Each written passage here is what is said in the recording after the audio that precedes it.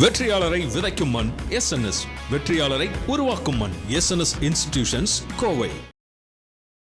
IBC Tamil நேயர்களுக்கு வணக்கம். இன்றைய சிறப்பு நேர்காணலில் நம்மோடு இணைந்திருக்கிறார் அரசியல் விமர்சகர் ஜேவிசி ஸ்ரீராம் அவர்கள். வணக்கம். வணக்கம் சார். அண்ணாமலை இயக்கமா தொடங்கி அடுத்து நான் கட்சி ஆரம்பிக்க போறேன் அப்படின்னு சொல்லியிருக்காரு. நீங்க தொடர்ந்து அண்ணாமலைய கீனா வாட்ச் பண்ணிட்டு இருந்தவர் நபர். பாஜகவில் அவர் பயணித்த போது எப்படி பாக்குறீங்க சார்? வாழ்த்துக்கள் சார். அவருக்கு பர்சனலாவே நான் மெசேஜ் வச்சுட்டேன். அவருடைய வி தி லீடர்ஸ் ஃபவுண்டேஷனில் எல்லாரும் ஜாயின் பண்ணிக்கிட்டு இருக்காங்க. ஆக்சுவலாக நானும் இப்போ தான் அதில் ஜாயின் பண்ணேன். ஏன்னா மக்கள் சேவைங்கிறதுனால தான். வேக்குவம் கிரியேட் ஃபீல் பண்ணுறாரு தமிழ்நாட்டில். அதாவது விஜயின் வரவிற்கு பிறகு ஒரு வேக்குவம் அவர் ஃபீல் பண்ணுறாரு. அந்த வேக்குவமை ஃபீல் பண்ணுறதுக்காக இந்த முயற்சி அப்படின்னு தான் நான் நினைக்கிறேன். உங்களுக்கு தாவேகா பேசக்கூடிய அனைத்து விஷயங்களுமே கொள்கை ரீதியாக பார்த்தீங்கன்னா photo copy of DMK. DMK எதெல்லாம் இது வரைக்கும் பேசிக்கிட்டு இருந்தாங்களோ, அதாவது நீட் ஒழிப்பா இருக்கட்டும், மாநில சுயாட்சியா இருக்கட்டும், கவர்னர் தேவையில்லைங்கிறது சொல்றதா இருக்கட்டும், அதே மாதிரி உங்களுக்கு அப்படியே லிஸ்ட் அப் பண்ணிட்டு போயிட்டே இருக்கலாம். ஓகே, எல்லாமே நீங்க இதெல்லாமே தாவேகா பேசக்கூடிய விஷயம். ஆனா தாவேகாவினுடைய எதிரி யாருன்னு பாத்தீங்கன்னா அது திமுக. சோ அரசியல் எதிரி திமுக. அதே சமயத்துல கொள்கை ரீதியா எல்லாமே திமுகவுக்கு ஒன்றாதான் போகுது. சோ ரெண்டு பேருமே ஒரே மாதிரியான ஓட்டர் பேஸ் தான் கான்சென்ட்ரேட் பண்றாங்க. அதிமுக இந்த தேர்தலில் தென் மாவட்டங்கள் ஒரு பின்னடைவு ஏற்பட்டிருக்கு, அது உண்மை. சென்னையில இன்னைக்குமே அவங்க பெருசா இருந்தது கிடையாது. டெல்டால ஓரளவு தப்பிச்சிருக்காங்க.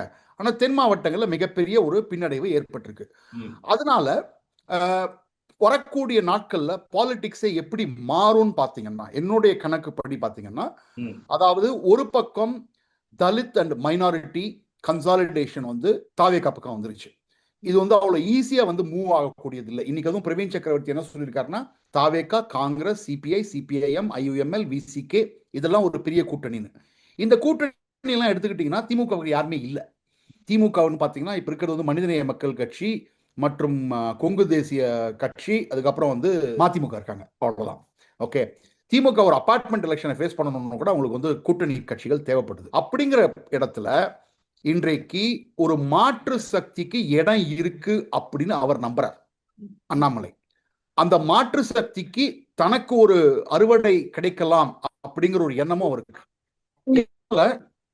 இதனால அவருக்கு வாய்ப்பு அதிகமா இருக்கிறதா நான் நினைக்கிறேன். விஜயனுடைய அந்த அரசியல் வருகை காரணமாக அண்ணாமலைக்கு இப்படி தோன்றி இருக்கலாம் அப்படின்னு நீங்க சொல்றீங்க. ஆனா அவரு கிட்டத்தட்ட ஒரு 18 மாசமா எனக்கும் அந்த கட்சிக்கும் பல்வேறு மாற்று கருத்துக்கள் இருந்தது, அதை நான் சரி செய்யணும்னு பார்த்தேன், நிறைய தடவை பேசியிருக்கேன் அப்படின்னு சொல்றாரு. அப்போ அந்த கட்சியில அவருக்கான அந்த ஸ்பேஸும் கம்மியா இருக்கு, அல்லது அவர் நினைச்சபடி கட்சி போகல. அதனால விஜயனோட அரசியல் தாக்கம் ஒரு பக்கம் இருந்தனால நம்ம அதையும் ஒரு விஷயமா நம்ம பார்ப்போம் அப்படிங்கறதுக்காக அந்த காரணத்தை இந்த இடத்துல நான் வேறுபடுறேன். நான் அண்ணாமலைக்கு ஆதரவாக பல இடங்களில் பல தருணங்களில் நான் பேசியிருக்கேன், நடந்திருக்கேன். 2024 அவர்கள் ஜெயிக்கணும்னு ரொம்ப ரொம்ப ஆசைப்பட்டதுல நானும் ஒருத்தன். ஓகே, அப்படிப்பட்ட ஒருத்தர் இங்க இந்த இடத்துல நான் சொல்ல வேண்டியது என்னன்னா, பாரதிய ஜனதா கட்சி அண்ணாமலைக்கு செய்தது மாதிரி வேற எந்த ஒரு மாநில தலைவருக்கும் அவங்க செஞ்சது கிடையாது. நான் இதை நிறைய இடத்துல பேசிட்டேன். உங்ககிட்ட திரும்பி சொல்லணும்னா உங்க வியூவர்ஸ்க்கு நான் சொல்றதுக்கு தயாரா இருக்கேன்.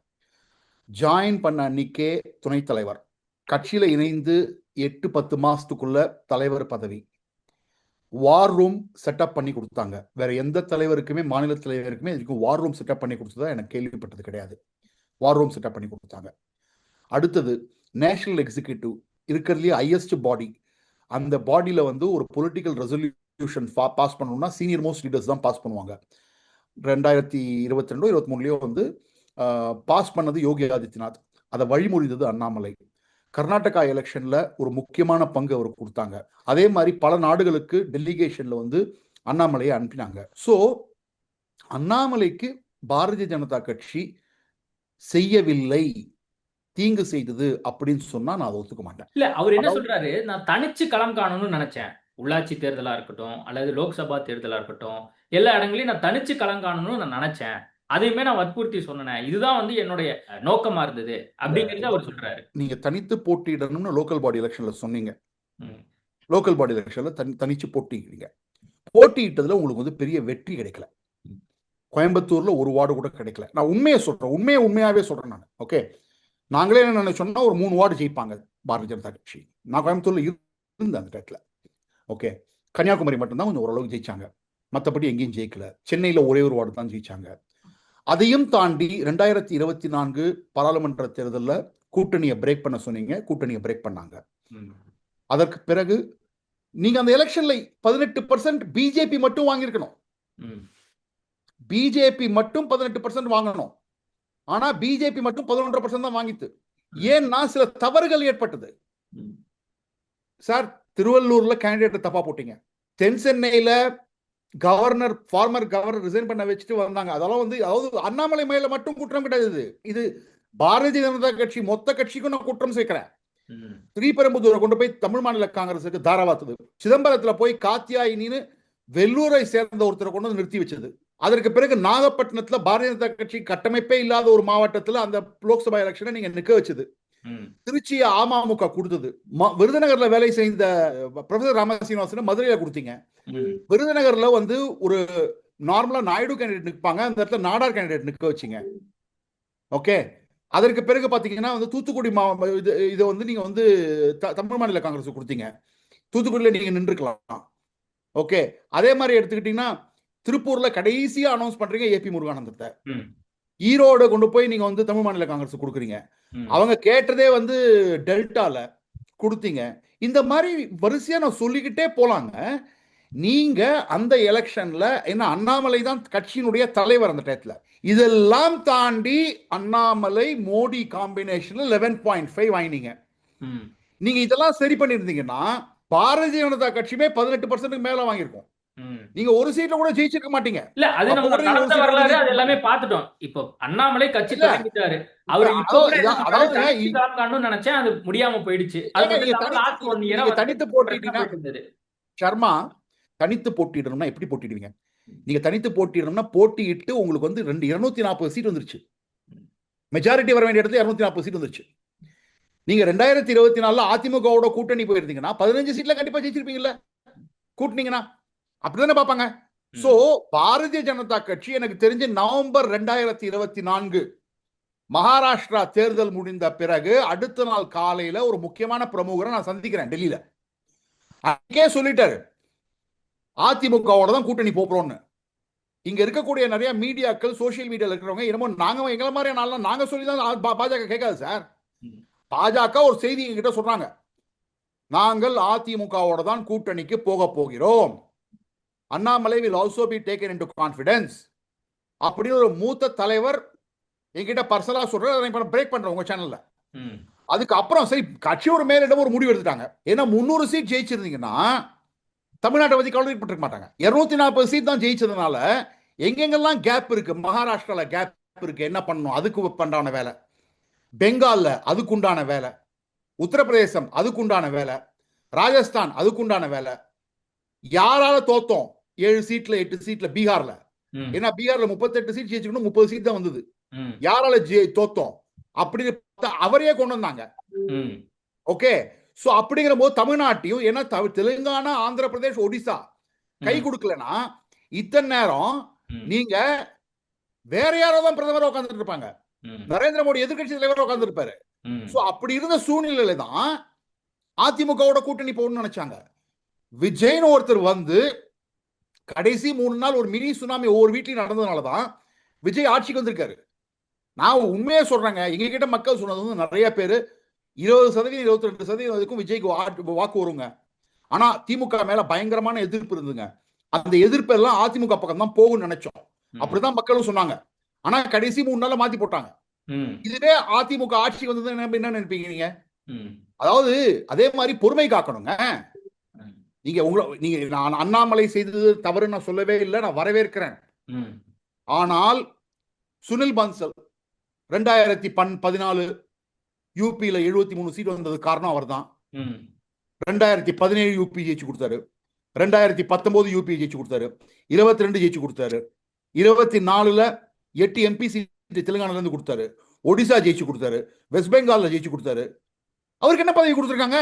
அவர் எம்பியா இன்னைக்கு இல்லையே சார். வரும் சார், இந்த கட்சியில நீங்க நினைச்சபடி நடக்க முடியாது சார். அண்ணாமலை. ஆனா கட்சி தொடங்க அதுக்கு போறாரு. புரிஞ்சுக்கணும். அதுக்காக தான் அவர் கட்சியே தொடங்க போறாரு. ஆமா, ம். ஏன்னா அவர் 2 விஷயம். அவர் எதிர்பார்த்தது அவர் கிடைக்கல. ம். அதே மாதிரி அதாவது பாரதிய ஜனதா கட்சிய விட்டுட்டா ம். நமக்கு வந்து இன்னொரு ஒரு சான்ஸ் இருக்கு. ஏன்னா விஜய்ங்கிற ஒரு சக்தி வந்திருக்கு இப்ப. அப்படி இருக்கும்பொழுது நம்மளோட கேம் விளையாடலாம் அப்படின்னு யோசிச்சு அவர் ஆரம்பிச்சிருக்காரு. ம். பாசிபிள், ஏன்னா கரிஷ்மேட்டிக் லீடர். ஓகே. இன்ஃபேக்ட் பிஜேபியிலேயே என்கிட்ட 2026 எலெக்ஷன் முடிஞ்ச அப்புறம் நானே பிஜேபியில் இருக்கிற சில தலைவர்கள் சொன்னேன், ம். இப்ப இருக்கிற பெஸ்ட் ஆப்ஷன் உங்களுக்கு அண்ணாமலை தான். ம். கட்சியை முதல்ல 2 வருஷம் வளருங்க, அடிமட்டத்தில் வளருங்க, அதுக்கப்புறம் அண்ணாமலை தான் உங்களுக்கு பெஸ்ட் ஆப்ஷன். ஏன்னா விஜய்க்கு எதிர்ப்பு எடுக்கக்கூடிய இடத்துல அண்ணாமலை வந்து என்ன வயசு இருக்கு சார் அவர்கிட்ட. அதே மாதிரி சார், அதாவது பாஸ்ட் ரெக்கார்ட்ஸும் பார்க்கணும்ல. உங்களுக்கு எடியூரப்பா மாதிரியான தலைவரே உங்களுக்கு பிஜேபி விட்டு வெளில போய் ஒன்றும் பெருசா ஆகலையே. ஆனா தமிழ்நாட்டில் பிஜேபிங்கிறது ஒன்றும் பெருசா இல்ல. அதனால நம்ம என்ன வேணா சொல்லலாம்.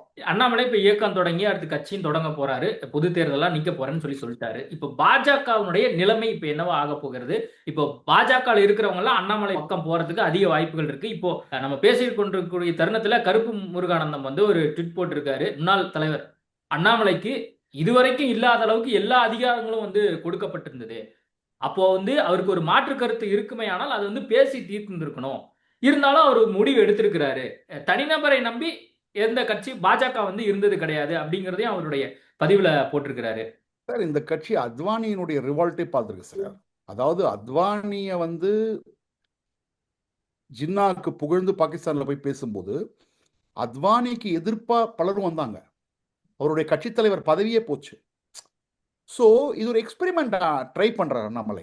ஏன்னா அடிமட்ட தொண்டர்கள் கண்டிப்பாக கிராவியேட் ஆவாங்க அண்ணாமலைக்கு. ஏன்னா அவர்கள் வந்து அண்ணாமலையோட கரிஷ்மாக்கு தான் வந்தாங்க.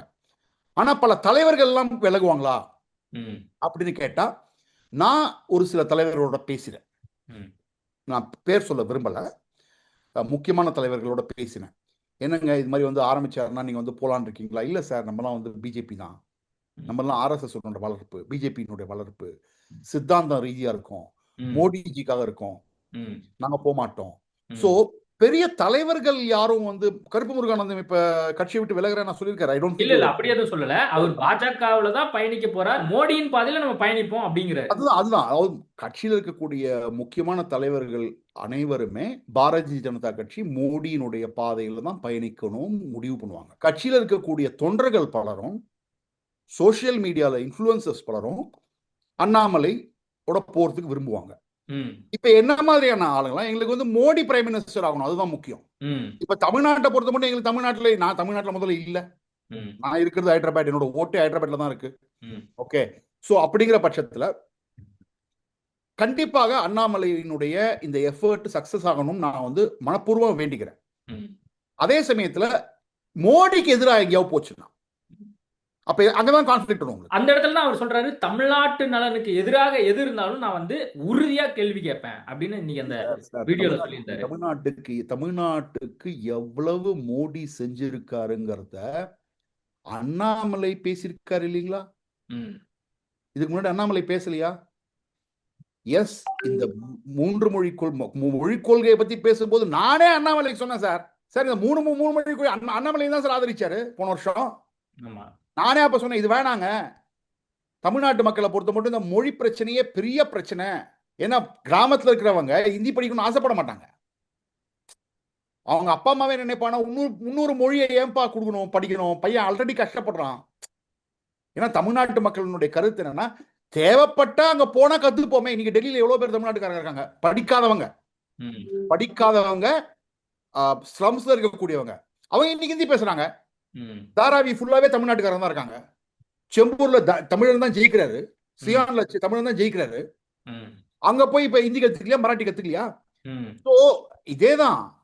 அதாவது உண்மையை சொல்லணும்னா அவர் ஒரு ஆப்பர்ச்சுனிட்டி பார்த்திருக்காரு, அதற்காக போயிருக்காரு. இப்ப யாரை எதிர்க்க போறாரு அவரு? பிரதானமா அவர் யாரை எதிர்க்கணும்னு நீங்க நினைக்கிறீங்க? ஒரு பக்கம் திமுகங்கிற பெரிய ஒரு கட்சி, திராவிட கட்சி இருக்கு. இன்னொரு பக்கம் அதிமுகவில் நடக்கக்கூடிய பிரச்சனைகளை நம்ம பார்த்துட்டு வரோம். சில பேர் வந்து தாவேக்காவுக்கு ஆதரவு நிலைப்பாடு எடுக்கிறாங்க. தாவேக்கா இப்பதான் வந்து ஆட்சியை பிடிச்சிருக்கிறாங்க. அவர் கண்டிப்பாக திமுக தாவேக்கா ரெண்டுத்தையுமே எதிர்க்கணும். ஏன்னா தாவேக்கா பேசுற அனைத்து விஷயங்களுமே திமுக பேசுற விஷயம் தான். அதான் முதல்ல இருந்து சொன்னேன். அவர் எதிர்க்க வேண்டிய கட்சிகள்னு பாத்தீங்கன்னா தாவேக்கா அண்ட் திமுக. ஆனா எனக்கு என்னமோ ஒரு அதிமுக எதிர்ப்பாருன்னு தோணுது. அதிமுகவில் இருக்கக்கூடிய சில பேர் வந்து அண்ணாமலை கட்சிக்கு போறதுக்கு வாய்ப்பு இருக்கா? ஏன்னா ஒரு பக்கம் தாவேகாக்கு போறாங்க. சில பேர் வந்து நம்ம அங்க போனா இன்னும் நம்மளுக்கான ஸ்பேஸ் இருக்கு. அடுத்து இன்னும் 20 வருஷம் நம்ம அரசியல் பண்ணலாம் அப்படின்னு கூட சில பேர் நினைக்கலாம் இல்லையா? எந்த அரசியல்வாதியுமே இமீடியட்டா எங்கேயுமே மாற போறது இல்ல. தாவேகாக்கு இப்ப மாறுற காரணம் என்னன்னா, தாவேகாக்கு முன்னாடி மாறல. ஏன் மாறலன்னா, தாவேகா வருமா வராதா அன்டெஸ்டட் கமாடிட்டின்னு காங்கிரஸே போகணும்னு ஆசைப்பட்டாங்க, ஆனா போலியே. ஜெயிச்ச அப்புறம் தானே போனாங்க. ஜெயிச்ச அப்புறம் இப்ப லைன் அப் பண்ணி நிக்கிறாங்க. ஓகேப்பா விசில்ஸ் இருந்ததுன்னா ஜெயிச்சிருவோம்பா அப்படின்னு போறாங்க. அதுக்கு முன்னாடி எவ்வளவு பேர் போனாங்க? போகல இல்ல. அதனால நீங்க முதல்ல உங்களுக்கு இருக்க வேண்டியது நீங்க வந்து ப்ரூவ் பண்ணணும். சோ முக்கியமான விஷயம் கிராஸ் ரூட்ஸ் பத்தி பேசுற அண்ணாமலை அப்படின்னா லோக்கல் பாடி எலெக்ஷன் நிக்க போறாரா? அப்படிதான் அவர் சொல்றாருன்னு நினைக்கிறேன். ஆக்சுவலா வந்து சில பேரை ட்ரைனிங் பண்ணி சில பேரை வந்து அந்த உள்ளாட்சி தேர்தல நிக்க வைக்க போறேன் அப்படிங்கிறது தான் அவரு 6 மாசத்துல அவர் வந்து ரெடி ஆயிடுவாரா? அதுதான் கேள்வி. ஏன்னா பார்லிமெண்ட் எலெக்ஷன்ல எனக்கு தெரிஞ்சு அவர் மோடிக்கு எதிரா கேண்டிடேட்டை போட்டு பண்ணுவாருன்னு தோணல. இதர் கூட்டணி வச்சுப்பாரு பிஜேபியோட ஆர் அதர்வைஸ் அந்த எலெக்ஷன்ல போட்டியிட மாட்டாரு. 2031 கண்டிப்பா போட்டியிடுவாரு. அதற்கு முன்னாடி அவர் வந்து லோக்கல் பாடி எலெக்ஷன் அதுதான் ரொம்ப ரொம்ப முக்கியம். ஆக்சுவலா லோக்கல் பாடி எலெக்ஷன்ல தான் தாவேகா கூட கொஞ்சம் கஷ்டப்படுவாங்க. ஏன்னா கேண்டிடேட் கண்டுபிடிக்க முடியாது. அதாவது லோக்கல் பாடி எலெக்ஷன் அனைத்து லோக்கல் பாடி எலெக்ஷன்லையும் நிற்கிறத விட அவர் பிக் அண்ட் சூஸ் பண்ணி கோயம்புத்தூர்ல ஒரு சில வார்டு, தென் மாவட்டங்கள்ல ஒரு சில ஏன்னா ஒன்னு சொல்றேங்க அவங்க கிட்ட அண்ணாமலையே ஒரு விஷயம் வந்து அவர் வந்து ஒத்துக்கிறாரா இல்லையான்னு எனக்கு தெரியாது. அவருடைய பாப்புலாரிட்டி பீக் இருக்கிறது தென் தமிழகம்.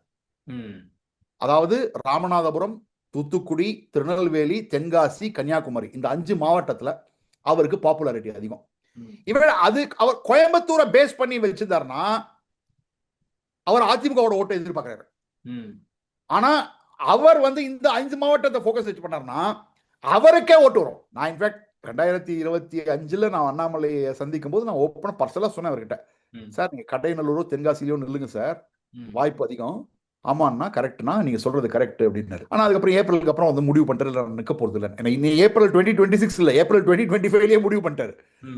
அதனாலதான் அவர் நிக்கலன்னு நானே ஒரு ட்வீட் போட்டேன். 6 மாசம் 8 மாசத்துக்கு முன்னாடி அவர் சொல்லிட்டார் நிக்க போறது இல்லைன்னு. ஏன்னா நானும் ஒரு வாட்டியும் கேட்பேன், சேஞ்ச் ஆஃப் மைண்ட் இருக்கா, சேஞ்ச் ஆஃப் ஹார்ட் இருக்கா? No change of mind, no change of heart. நான் நிக்க போறது இல்லை, நிக்க போறது அவ்வளவுதான். ஓகே, இன்ஃபேக்ட் அந்த கன்ஃபியூஷன்ல தான் பிரச்சனையே வந்தது. உங்களுக்கே தெரியும், அண்ணாமலைக்கு சீட்டு கொடுக்கலன்னு நிறைய பாஜகவினுடைய ஆதரவாளர்களை தாவேகா கூட்டு போட்டாங்க. உண்மை என்னன்னா அவர் நிக்கிறதுக்கு தயாரா இல்ல. இதுதான் நான் இதெல்லாம் சொல்ற காரணம் என்னன்னா நிறைய பேருக்கு புரிதல் இல்லை. இப்ப என்ன அண்ணாமலையோட ஃபாலோவர்ஸ் நிறைய பேர் வந்து ட்ரோல் பண்ணுவாங்க, அபியூஸ் பண்ணுவாங்க, எல்லாமே பண்ணுவாங்க. அவங்களுக்கு தெரியாது நான் ஆக்சுவலா என்னால வந்து அதிமுக பாஜக கூட்டணி ஏற்படலைங்க. அவங்க முடிவு பண்ணதுனால ஓகே இந்த கூட்டணிக்கு ஆதரவு கொடுப்போம்னு நினைச்சேன். நான் ஆதரவா பேசுவோம்னு, அவ்வளவுதான். இதான இதை பிரட்டி போடுறாங்க அவங்க. ஓகே, அடுத்தது அண்ணாமலையோட பிரச்சனை என்னன்னா இந்த சோசியல் மீடியா மக்கள் அவங்க யூஸ் பண்ற லாங்குவேஜ், அவங்க போடுற போஸ்ட், சில மகளிர் கிட்டலாம் போய் அவங்க பேசுற விதம் திமுக காரங்க கூட பண்ண மாட்டாங்க. பாஜக சிலருடைய தலைவர்கள் என்கிட்ட சொல்றாங்க, அசிங்கமா பேசுறாங்க எங்களை பத்தி. இந்த அளவுக்கு அசிங்கமா போக வேண்டிய அவசியம் கிடையாது. இவங்கனால அவரோட பேர் கெட்டு போயிடுதுங்க. ஏன்னா எல்லாம் ட்ரோலுங்க. ட்ரோலை வச்சு நீங்க கட்சி நடத்த முடியாது. நீங்க கான்டென்ட் கிரியேட்டர்ஸ் வச்சு தான் கட்சி நடத்த முடியும். ஏன்னா இது பாருங்க, நீங்க வந்து விஜய் வந்து ஒரு சினிமா ஸ்டார், அவருடைய எக்ஸ்பெக்டேஷனே மக்கள் கிட்ட வேற மாதிரி இருக்கும். அண்ணாமலை ஒரு இன்டெலக்சுவல், ஒரு படித்தவர், ஓகே, ஒரு சில பிரின்சிபல்ஸ் எல்லாம் இருக்கக்கூடியவர். அவருடைய ஆதரவாளர்கள்கிட்ட இருந்து ஒரு மக்களுக்கு எதிர்பார்ப்பு இருக்கும். இந்த ஸ்டாண்டர்ட் எதிர்பார்க்கிறோம், ஒரு எலிட் ஸ்டாண்டர்ட். அப்போ தமிழக அரசியல் களமே வந்து இனிமேல் வேற மாதிரி மாறப்போகுது. யங்ஸ்டர், ஜென்சி கிட்ஸ், அவர் சொன்ன அந்த அல்பா கிட்ஸ், அவங்கள மையப்படுத்தி தான் இனிமேல் அரசியலே இருக்க போகுது. அதாவது விஜயினுடைய ரூட்டு விஜய்க்கு ஒரு முறை சக்சஸ் கொடுத்தது. அதே ரூட்டு விஜயினுடைய ரூட்டு 2வது முறை விஜய்க்கே சக்சஸ் கொடுக்குமாங்கிறது கேள்விக்குறி. ஏன்னா விஜய்க்கு ஓட்டு போட்ட பலரும் நான் பேசும்போது என்ன சொல்றாங்கன்னா, ஓட்டு போட்டோம் ஜெயிக்க மாட்டார்னு போட்டோம். எங்க ஒரு ஓட்டு தானே, என் பேரன் சொன்னான்னு நான் போட்டேங்க, என் பேத்தி சொல்லிச்சுன்னு போட்டேங்க, சத்தியம் ஆகிடுச்சுங்க எங்க பேத்தி. இதெல்லாம் அதாவது இந்த மாதிரி ஒரு இன்ஃப்ளூயன்ஷியல் ஓட்ஸ் தொடர்ந்து தாவேகாவுக்கு வருமாங்கிற கேள்வி. இப்ப நீங்க இப்படி சொல்றீங்க, விஜய்க்கு இப்படி சொல்றீங்க, அண்ணாமலைக்கு அந்த மாதிரி கனெக்டிவிட்டி இருக்கா? அந்த அளவுக்கு வந்து இன்ஃப்ளூயன்ஸ் பண்ணக்கூடிய இடத்துல அண்ணாமலை இருக்காரா? இப்ப விஜய் வந்து 2 வருஷத்துல கட்சி தொடங்கி ஆட்சியை புடிச்சிட்டாரு. இப்ப அண்ணாமலை 5 வருஷத்துல ஆட்சியை புடிச்சிட முடியுமா? சக்சஸ்ஃபுல் பொலிட்டீஷியனா மாறிடுவாரா? அதாவதுங்க, விஜயினுடைய சக்சஸுக்கு பின்னாடி 30 வருஷமான ஸ்டார்டம் இருக்கு. 30 வருஷத்துக்கு மேல ஆக்ட் பண்ணிக்கிட்டு இருக்காரு. அவருக்கு எனக்கு தெரிஞ்சது காதலுக்கு மரியாதைங்கிற படத்துலேருந்து அவருக்கு பயங்கர ஹிட், சூப்பர் ஹிட் வர ஆரம்பிச்சிருச்சு. ஸோ அது ஆல்மோஸ்ட் 30 வருஷம் இருக்கும் அந்த படம் வந்து. அதாவது பார்த்தீங்கன்னா, அதனால அவரையும் அந்த ஒவ்வொரு கிராமத்துலையும் போய் விஜய்ங்கிற ஒரு பேர் வந்து அவர் வந்து அவர் வந்து பிரச்சாரத்துக்கு கூட போக வேண்டிய அவசியம் இல்லை, ஜெயிச்சாங்க. அந்த ஃபினாமினன் யாருக்குமே வராது. இவர் எடுக்கக்கூடிய விஷயம் என்னன்னா, OBC middle class consolidation plus alliance. விஜயோட ஃபார்முலா இவர் யூஸ் பண்ணார்னா சக்சஸ் வராதுங்க. விஜயோட 2026 ஃபார்முலாவை யூஸ் பண்ணார்னா வராது. அது ஒன் டைம் ஒன்றரை, அவ்வளவுதான். அது இவர் வேற ஃபார்முலா எடுக்கணும். அந்த வேற ஃபார்முலா எடுத்தாருன்னா வெற்றி பெறலாம். அதான் என்ன ஃபார்முலா? இப்போ கூட்டணி ஆட்சி அப்படிங்கிற விஷயத்த வந்து விஜய் தொடர்ந்து பேசிட்டே இருந்தாரு. கடைசியா இப்போ கூட்டணி ஆட்சி தான் வந்திருக்கு. அமைச்சரவையிலும் பங்கு எடுக்கிற வரைக்கும் வந்து முன்னேறி இருக்கிறத நம்ம பார்க்கிறோம். இப்போ அண்ணாமலை என்ன ட்ராக் எடுக்க போறோம்? கூட்டணி தாங்க வேணும். யாரோட கூட்டணி வைக்க போறார்? ஓபிசி கன்சாலிடேஷன் சொல்லிட்டேன்ல நான். உங்களுக்கு இன்னும் தெளிவா சொல்லணும்னா, கவுண்டர், வன்னியர், இந்து நாடார், முத்திரையர், முக்குளத்தோர், செட்டியார், முதலியார், பில்லமார், இந்த 8 காஸ்டையும் கன்சாலிடேட் பண்ணணும். ஏன் இந்த 8 காஸ்ட் சொல்றேன்னா, லிங்குவிஸ்டிக் மைனாரிட்டி டிஎம்கே பக்கம் தான் இருக்கும். ஏன்னா டிஎம்கேல பல தலைவர்கள் இருக்காங்க. தலித் ஓட்ஸ், மைனாரிட்டி ஓட்ஸ் தாவேகா பக்கம் போயிடுச்சு. இன்ஃபேக்ட் இப்ப எழுதி வச்சுக்கோங்க, எந்த கட்சி இந்த 8, 9 காஸ்ட் இருக்குல்ல, அந்த கம்யூனிட்டியை யுனைட் பண்றாங்களோ அவங்க தான், அவங்களுக்கும் தாவேகாவுக்கும் எழுத்தாப்புல தான் அரசியலே இருக்கும். அது அதிமுக, அமமுக, பாமக, அண்ணாமலை இவங்கெல்லாம் சேர்ந்து பண்ண போறாங்களா, இல்ல திமுக பண்ண போதா அப்படிங்கிறது பொறுத்து தான் பார்க்கணும். அண்ணாமலை ஒருத்தரால் எல்லாத்தையும் கன்சாலிடேட் பண்ண முடியுமான்னு கேட்டீங்கன்னா முடியாது. தைரியமா சீமானே எடுத்துக்கலாம். ஏன்னா சீமான் வந்து லிங்குவிஸ்டிக் மைனாரிட்டி ஓட்டு எப்படியுமே நாயுடு, ரெட்டியார் ஓட்டு அதெல்லாம் அங்கதான் போகுது இல்ல. சோ லிங்குவிஸ்டிக் மைனாரிட்டி வேணும், பச்சை தமிழா ஓட்டு. அதை யார் கன்சாலிடேட் பண்ண போறாங்க? OBC, MBC, Tamil versus Dalit minority versus linguistic minority. அதுதான் future template of Tamil Nadu politics. Okay sir, ரொம்ப டீட்டெயிலா பேசியிருக்கீங்க. நேர்காணல் கொடுத்ததுக்கு மிக்க நன்றி, வணக்கம். வெற்றியாளரை விதைக்கும் மண் எஸ்என்எஸ், வெற்றியாளரை உருவாக்கும் மண் எஸ்என்எஸ் இன்ஸ்டிடியூஷன்ஸ், கோவை.